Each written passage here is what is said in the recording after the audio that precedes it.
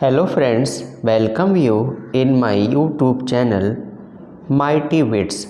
Friends, आज के इस लेक्चर में हम पाब्लो नेरूडा के द्वारा लिखी गई पोयम इफ़ यू फॉरगेट मी से जुड़े कुछ एमसीक्यूज़ क्वेश्चंस को पढ़ेंगे और समझेंगे, जो most important multiple choice questions हैं।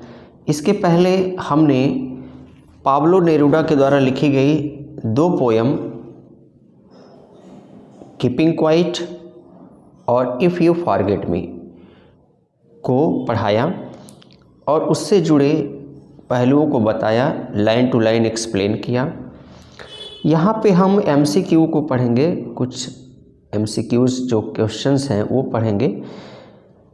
क्या क्वेश्चंस आ सकते हैं if you forget me poem से और पाब्लो नेरूडा से रिलेटेड कैसे एमसीक्यू क्वेश्चंस आ सकते हैं एग्ज़ाम में। तो आइए फ्रेंड्स चलते हैं। यहाँ पे पहला जो क्वेश्चन है, पाब्लो नेरूडा वाज बॉर्न।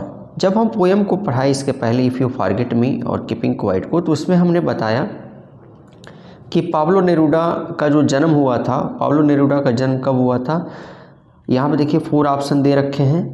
पहला ऑप्शन है जुलाई 12, 1904, जुलाई 6, 1905, जुलाई 12, 1905 और चौथा ऑप्शन है नन, इसमें से कोई नहीं, नन ऑफ दीज।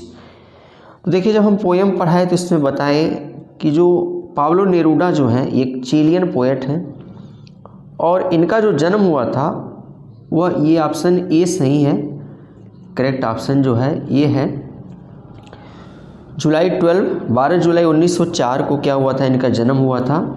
और कहाँ पे हुआ था, पराल में हुआ था, जो कि चिली में है, वहाँ पे क्या हुआ था, जन्म हुआ था।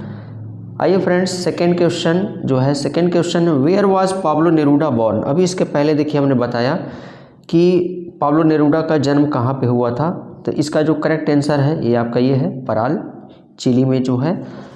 और नेक्स्ट क्वेश्चन पे आते हैं, तीसरा क्वेश्चन जो थर्ड क्वेश्चन है what was the original name of Pablo Neruda. Pablo Neruda का ओरिजिनल नेम क्या था। तो देखिए हम पोयम में भी बताए हैं कि पाब्लो नेरूडा का जो ओरिजिनल नेम रहा वो क्या रहा, ये आपका ऑप्शन सी जो है करेक्ट आंसर है, नेफ्ताली रिकार्डो रेइस बॉशॉल्टा। ये क्या है, इनका जो रियल नेम था पाब्लो नेरूडा का। अब फ्रेंड्स आते हैं हम क्वेश्चन नंबर 4। क्वेश्चन नंबर 4 जो है, क्वेश्चन नंबर 4 है पाब्लो नेरूडा डाइट ऑन।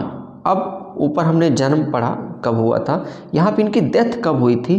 तो इनकी जो डेथ हुई थी ये आपका देखिए 4 ऑप्शन दिए हैं। पहला है आपका ये ऑप्शन है 2 सितंबर 1974, 23 सितंबर 1973, सी है 5 सितंबर 1975 और डी है नन।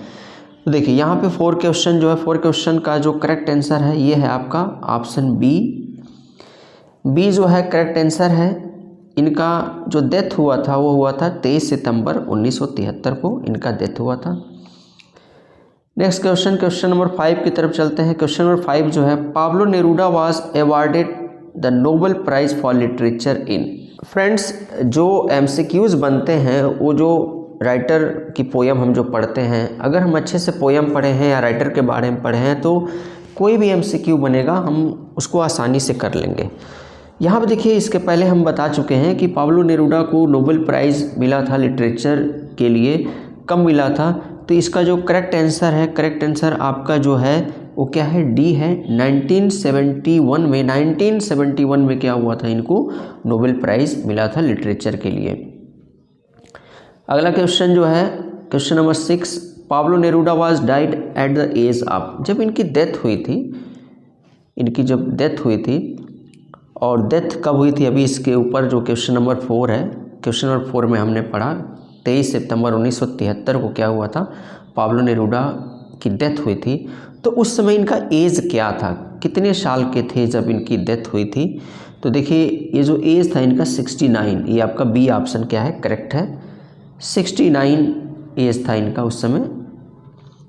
नेक्स्ट क्वेश्चन है क्वेश्चन नंबर 7। क्वेश्चन नंबर 7 है द नेशनैलिटी ऑफ पाब्लो नेरूडा। जो नेशनैलिटी थी पाब्लो नेरूडा की वो क्या थी। सिंपल सा क्वेश्चन है। देखिए आपका ऑप्शन ए सही है, चिलियन पोएट थे ये। अगला क्वेश्चन जो है क्वेश्चन नंबर 8 जो है, Pablo Neruda was awarded Lenin peace prize in. देखिए फ्रेंड्स, यहाँ पे अभी इसके पहले हम जब लेक्चर दिए इफ़ यू फॉरगेट मी हमने पढ़ाया, तो उसमें आपको बताया था कि पाब्लो नेरूडा को अवार्ड मिला था स्टालिन पीस प्राइज़। हमने बताया हुआ था कि स्टालिन पीस प्राइज़ कब मिला था। तो इनको लेनिन एंड स्टालिन दोनों जो पीस प्राइज़ इनको मिला था, ये 1953, सी ऑप्शन करेक्ट ऑप्शन है। 1953 में इनको लेनिन और स्टालिन दोनों पीस प्राइज़ इनको मिला हुआ था। इसके पहले हमने आपको स्टालिन बता दिया था कि 1953 में स्टालिन पीस प्राइज़ इनको मिला था। उसके साथ साथ लेनिन पीस प्राइज़ भी इनको 1953 में भी मिला था। अगला क्वेश्चन जो क्वेश्चन नंबर 9 जो है, क्वेश्चन नंबर 9 की तरफ चलते हैं। क्वेश्चन नंबर 9 है, Pablo Neruda won international peace prize in. ये भी देखिए फ्रेंड्स, हम जब लेक्चर दे रहे थे उसमें हमने बता दिया क्वेश्चन नंबर 9 कि इंटरनेशनल पीस प्राइज़ कब इनको मिला था। तो ऑप्शन ए इनका क्या है, सही है, 1950 में इनको इंटरनेशनल पीस प्राइज़ मिला था। अगला question question number 10, question number 10 की तरफ चलते हैं। क्वेश्चन नंबर 10 जो है, which is the death place of Pablo Neruda. Pablo Neruda का डेथ प्लेस कौन सा है। तो देखिए इनकी जो डेथ हुई थी, अमेरिका है, पराल चिली है, सैंटियागो है चिली, या नन है। तो यहाँ देखिए अमेरिका तो हो ही नहीं सकता, पराल में इनका क्या हुआ था, जन्म हुआ था। तो आपका सी ऑप्शन जो है वो करेक्ट ऑप्शन है, सैंटियागो चिली में क्या हुआ था, इनका डेथ हुआ था। अगला question question number 11, who is the first wife of Pablo Neruda. Friends, Pablo Neruda ने 3 बार शादी किया हुआ था। तो यहाँ पे क्वेश्चन ये पूछा गया है कि इनकी पहली वाइफ जो थी उनका क्या नाम था।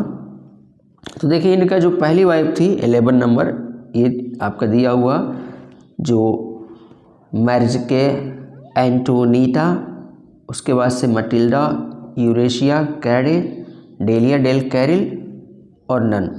तो यहाँ आपका देखिए करेक्ट ऑप्शन जो इसका ऑप्शन ये जो है करेक्ट है। इनकी जो फर्स्ट वाइफ का नाम था मैरिज के एंटोनीटा, ये क्या था, इनकी पहली वाइफ का नाम था।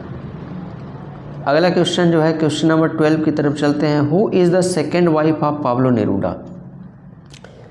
सेकेंड वाइफ, इनकी दूसरी शादी किससे हुई थी। तो दूसरी शादी इनकी हुई थी डेलिया डेल कैरिल से हुआ था। इनका दूसरा जो शादी हुआ था डेलिया डेल कैरिल, ये ऑप्शन बी करेक्ट आंसर है। तीसरा जो है नेक्स्ट क्वेश्चन आपका 13, क्वेश्चन नंबर 13 जो है, who is the third wife of Pablo Neruda. तीसरी वाइफ इनकी कौन थी, तीसरी शादी इनकी किससे हुई थी। तो देखिए आपका ये ऑप्शन है मटिल्डा, यूरेशिया, डेलिया डेल कैरिल और क्या है मैरिज के एंटोनीटा, ये आपका क्या है सी, और डी ऑप्शन है नन। तो इसमें 13 में क्वेश्चन नंबर 13 में जो ए ऑप्शन है ये करेक्ट ऑप्शन है, मटिल्डे यूरेशिया क्या है, ये आपका तीसरी शादी इनसे हुई थी और इन्हीं की याद में, इन्हीं को लेकर इन्होंने क्या किया था, इफ़ यू फॉरगेट मी लिखा था जो poem.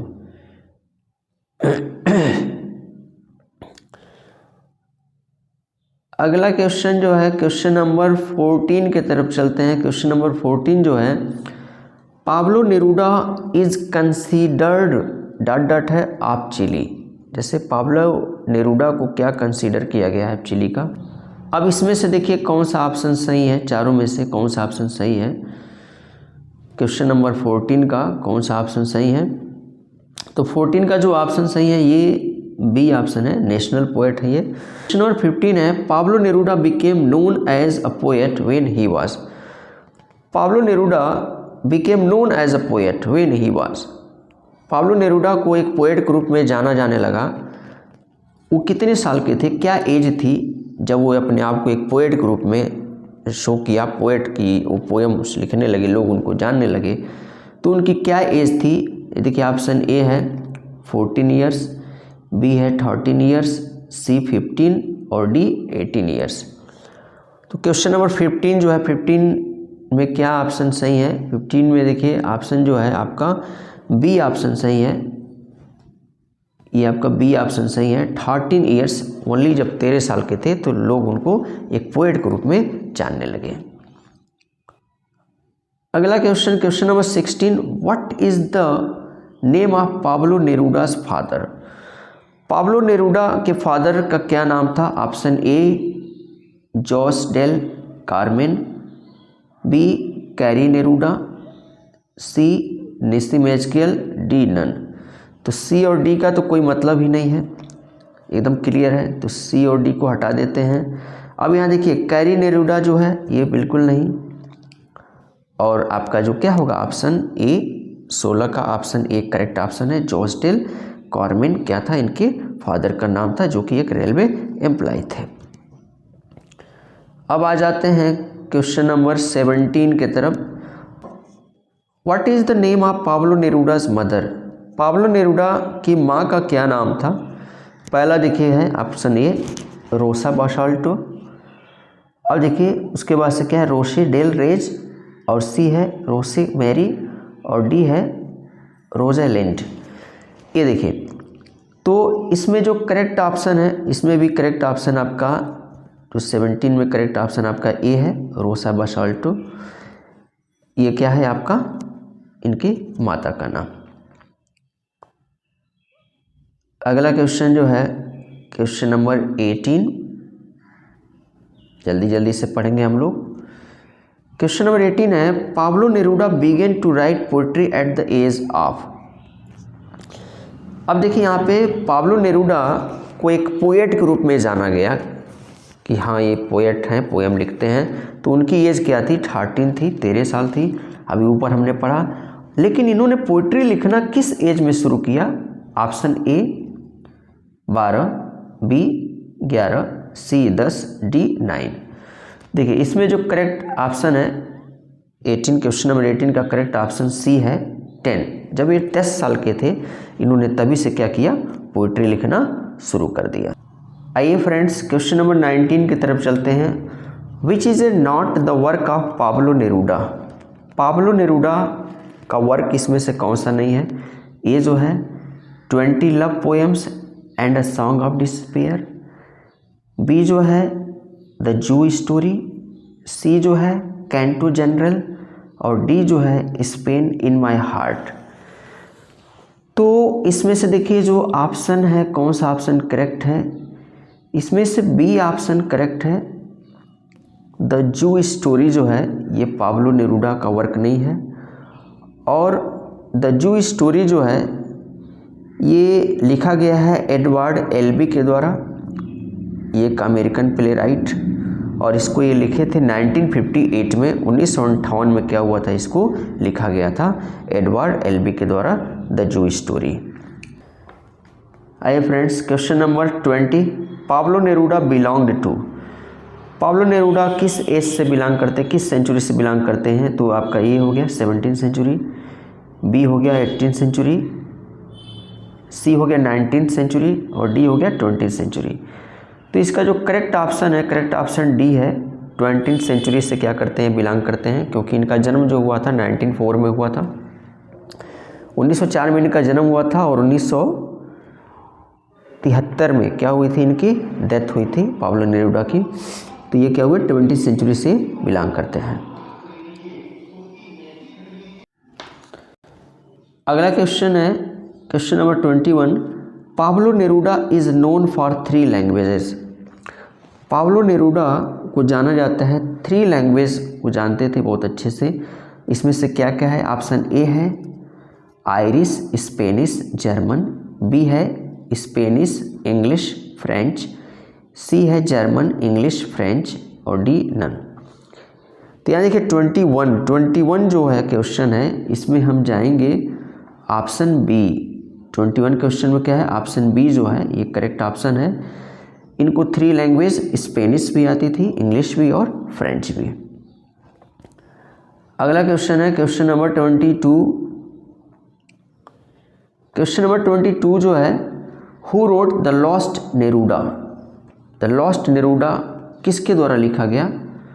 Option A Albert Einstein, Elbert Elbee, Pablo Neruda और डी जो है सुजाता मिश्रा। ये आपका क्वेश्चन नंबर 22। तो देखिए द लॉस्ट नेरूडा जो है लिखा गया है ये पाब्लो नेरूडा के द्वारा ही लिखा गया है। ऑप्शन सी जो है करेक्ट आंसर है आपका। अगला क्वेश्चन है question number 23। If you forget me published in the book. If you forget me जो है पब्लिश्ड हुआ था किस बुक में? Option A captain's poetry, B personal poetry, C love poetry और डी इमोशनल पोइट्री। तो इसमें देखिए करेक्ट जो आंसर है आपका ये है ऑप्शन ए कैप्टन्स पोइट्री। इसी में क्या हुआ था, ये पब्लिश्ड हुआ था। अगला क्वेश्चन है question number 24। How many stanzas are presented in the poem if you forget me. If you forget me में कितने स्टेंजा हैं? जब इस पोएम को हम पढ़ाए तो उसमें हम बताएं कि कितने स्टेंजा हैं। सिंपल सा है, ये देखिए 6 स्टेंजा। ऑप्शन सी जो है करेक्ट ऑप्शन इसका क्या है, सी है। 6 स्टेंजा जो हैं इस पोएम में हैं, 6 स्टेंजा की ये पोएम है। अगला क्वेश्चन जो question number 25। Pablo Neruda wrote the poem if you forget me for. अब पाब्लो नेरूडा ने जो पोएम लिखा इफ़ यू फॉरगेट मी, अभी इसके पहले हम बताए हैं कि भाई 3 बार ये शादी किए, तो किसके लिए इन्होंने लिखा इस पोएम को, किसकी को समर्पित किए, इस पोएम को डेडिकेट किए? तो देखिए आपका क्या है ऑप्शन बी जो है करेक्ट ऑप्शन है इसका। मैथिल्डे यूरेशिया जो है उन्हीं की याद में क्या किए थे, इस पोएम को लिखे थे, उन्हीं के लिए इन्होंने क्या किया था, इस पोएम को लिखा था। Question number 25। अगला है देखिए question number 26। Question if you forget me published in the year. अभी पब्लिश कब हुआ था? 26 देखिए क्वेश्चन नंबर 26 जो है पब्लिश कब हुआ था? तो सिंपल सा है, ये ऑप्शन बी है आपका करेक्ट आंसर। 1952 में 1952 में क्या हुआ था, पब्लिश्ड हुआ था। और कैसे पब्लिश्ड हुआ था? एनिमेशनली पब्लिश्ड हुआ था। और बाद में 1963 में क्या हुआ, ये अपना नाम दिए वहाँ पे with the name Pablo Neruda के साथ क्या हुआ था, ये आया था, पब्लिश्ड हुआ था। लेकिन पहली बार एनिमेशनली ये पब्लिश्ड हुआ था 1952 में, 1952 में। तो इस तरह से 26 जो है ऑप्शन बी इसका क्या है, करेक्ट ऑप्शन है। अगला क्वेश्चन है क्वेश्चन नंबर 27। क्वेश्चन नंबर 27 जो है what does Pablo Neruda present in all the 6 stanza of the poem if you forget me. जैसे देखिए पूरी जो पोएम है इफ़ यू फॉरगेट मी, इस पूरे पोएम में जो 6 स्टेंजा है, तो 6 स्टेंजाज में पोएट ने क्या प्रेजेंट किया है, क्या मैसेज दिया है। देखिए इस पूरे पोएम को जब हम पढ़ाए तो इसमें हम समझाए कि इन्होंने क्या किया है, एक लव के बारे में बात किया हुआ है कि अगर वन साइडेड लव है तो वन साइडेड लव क्या होता है, हमेशा तकलीफ़ ही देता है। और प्यार तकलीफ़ की चीज़ नहीं होती है, क्योंकि कबीर दास जैसे महान व्यक्ति ने क्या कहा कि पोथी पढ़ पढ़ जग भया पंडित भया न कोई, 2.5 अक्षर प्रेम का पढ़े सो पंडित होए। तो वो बात करते हैं, वो कहते हैं प्रेम को कहते हैं कि पंडित की बात करते हैं कि जो प्रेम को जान गया वो सबसे बड़ा विद्वान वही है, सबसे बड़ा पंडित वही है। तो उसकी ये बात कर रहे हैं, तो जाहिर सी बात है क्या है भाई, प्रेम तो बुरा हो नहीं सकता। लेकिन यहाँ पे ये कह रहे हैं कि प्रेम ऐसा नहीं कि एक तरफा नहीं, एक तरफा अगर रहता है तो तकलीफ़ देता है, अगर दोनों तरफ से हो तब सही रहता है। अदरवाइज आप वहाँ से हट के अपना मन क्या कीजिए, किसी और काम में लगाइए। तो इस पूरे 6 स्टेंजा में इन्होंने क्या किया, यही बात बताया हुआ है कि वही अपने जो बिलव्ड है उनसे कहते हैं कि अगर तुम मुझसे लव करोगी तो मेरा भी लव क्या होगा, हमेशा बना रहेगा। लेकिन अगर तुम मुझे भूल जाती हो और ये सोचती हो कि मैं तुम्हारे लिए तड़पता रहूँगा, तो ये क्या है, तुम गलत सोच रही हो, अगले ही पल मैं भी क्या करूँगा, भूल जाऊँगा। तो यहाँ पर जैसे देखिए जो पोएट ने क्या किया है, ऑप्शन क्या होगा इसका, सी ऑप्शन जो है करेक्ट ऑप्शन है। मैसेज ऑफ पैशनेट लव की ये बात करते हैं इसमें। 27 जो आपका MCQ क्वेश्चन है, इसमें सी ऑप्शन क्या है, करेक्ट ऑप्शन है। अगला 28 which time if you forget me was written. अब देखिए कब ये लिखा गया था, सिंपल सा देखिए कब लिखा गया था, जब ये क्या हुए थे, बता चुके हैं इस पर, during the exile of Chile. ये क्या हुए थे, इनको देश से निकाल दिया गया था, ये वहाँ से देश से क्या हो गए थे, निकल गए थे। तब क्या हुआ था, उसी समय इन्होंने क्या किया था, इस पोएम को लिखा हुआ था। अगला देखिए क्वेश्चन नंबर 29 जो है What was the original title of If You Forget Me। If you forget मी का ओरिजिनल टाइटल क्या है? आपका ऑप्शन ए है सी to me ओल्विडास, me to Olbia, सा सीसू और नन। ये देखिए आपके 4 ऑप्शन दे रखे हैं। इसमें देखिए ऑप्शन जो है ए जो है ये करेक्ट ऑप्शन है, सी टू मी ओल्विडास ये करेक्ट ऑप्शन है।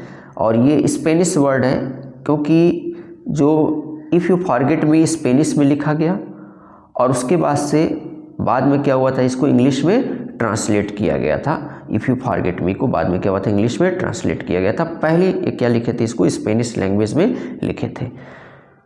अब देखिए अगला जो क्वेश्चन है, क्वेश्चन नंबर 30 जो है, if you forget me was translated into English from. देखिए अभी इसके पहले हमने बताया, यहाँ पे क्वेश्चन आ भी गया वो, कि if you forget me was translated into English.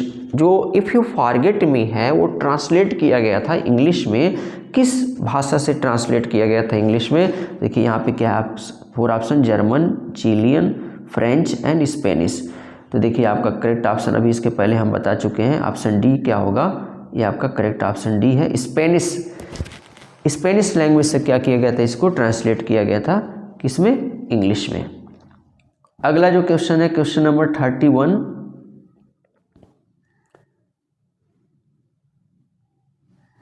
Question जो है, which figure of speech used in if you forget me. If you forget me में किस फिगर ऑफ स्पीच का यूज हुआ है? तो देखिए यहाँ पे पहला मेटाफर, बी सिमिली, सी पर्सनिफिकेशन, डी हाइपरबोल। तो देखिए इफ़ यू फॉरगेट मी में कौन सा फिगर ऑफ स्पीच है? ऑप्शन ए करेक्ट ऑप्शन है, मेटाफर है। अगला क्वेश्चन है question number 32, which is the beginning line of the poem if you forget me. If you forget मी की जो बिगिनिंग लाइन है, शुरू में पोएम की शुरुआत किससे होती है, किस लाइन से होती है? देखिए ऑप्शन ए है you know now this is, B option है of the crystal moon, C है I want you to know और डी है यू फॉरगेट मी। तो करेक्ट ऑप्शन क्या है? करेक्ट ऑप्शन इसका है सी ऑप्शन क्या है, 32 का करेक्ट ऑप्शन है I want you to know. इसी से क्या होता है कि मैं चाहता हूँ कि तुम जान जाओ, ये कहते हैं, इस पोएम की शुरुआत करते हैं, इसी से क्या होता है, इस लाइन से इस पोएम की शुरुआत होती है। अगला question, question number 33, complete the line of the poem at the crystal moon. देखिए जैसे लाइन पोएम में क्या है, लाइन है, तो उसी में एक लाइन है एट द क्रिस्टल मून, तो इस लाइन को कंप्लीट करना है, ये इनकम्प्लीट लाइन है। इसके बाद से कौन सी लाइन आती है? तो इसके बाद से देखिए क्या ऑप्शन ए है इफ़ आई टच, बी है एट द रेड ब्रांच, सी है at the slow autumn at the window और डी है नन। देखिए तो ऑप्शन जो 33 है, 33 में क्या है आपका जो कंप्लीट इस लाइन कर रहा है, ये कंप्लीट कर रहा है ऑप्शन, करेक्ट ऑप्शन देखिए बी है इसमें, एट द रेड ब्रांच करें यहाँ पे कि एट द क्रिस्टल मून। उसके बाद जैसे देखिए क्या है, ये कंप्लीट जो लाइनें हैं इसमें कहते हैं पोएट की at the crystal moon at the red branch of the slow autumn at my window, ये आपका क्या है, कंप्लीट है। तो यहाँ देखिए इसके बाद से एट द क्रिस्टल मून के बाद से कौन सी लाइन आती है, ये आपका आता है एट द रेड ब्रांच। ये क्या हो रहा है, आ रहा है। आइए फ्रेंड्स क्वेश्चन नंबर 34 की तरफ चलते हैं। Which is the last line of the poem if you forget me. If you forget me जो पोएम है उसकी लास्ट लाइन क्या है? तो लास्ट लाइन देखिए ऑप्शन ए है you feel that you are destined for me, ये है लास्ट लाइन। कि बी ऑप्शन है my love fits on your love, be loved and as long as you leave it will be in your arms without living mind, for I shall already have forgotten you, ये C या D none. देखिए इसका correct जो option है, correct option आपका क्या है 34 का ऑप्शन बी जो है, इसी लाइन के साथ ये पोएम अंत होता है। पोएम की क्या है, एंडिंग लाइन है ये, my love fits on your love, be loved and as long as you leave it will be in your arms without living mind. जैसे ये कहते हैं कि अगर मेरे लिए प्रेम तुम्हारे अंदर हमेशा क्या रहा, जिंदा रहा और वो कभी मरा नहीं, तो ये मान के चलो कि मैं भी तुम्हारे लिए क्या हमेशा रहूँगा।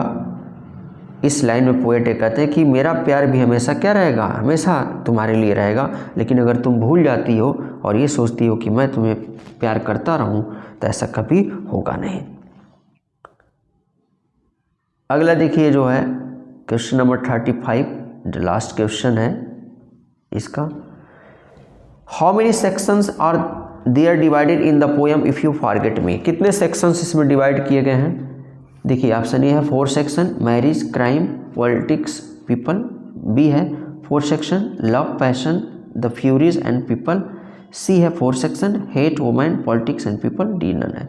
टोटल 4 सेक्शन है, इसमें कोई डाउट नहीं है क्योंकि चारों ऑप्शन में 4 सेक्शंस हैं। देखिए लेकिन इसमें क्या करेक्ट है, इस 4 सेक्शन में कौन सा मतलब सेक्शन करेक्ट है?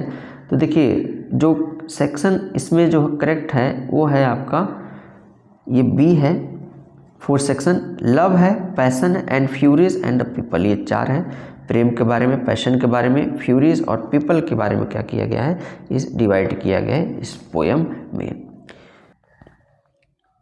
फ्रेंड्स इस तरह से हमने पाब्लो नेरूडा के द्वारा लिखी गई पोएम इफ़ यू फॉरगेट मी के मोस्ट इम्पॉर्टेंट एमसी क्वेश्चन को बताएं।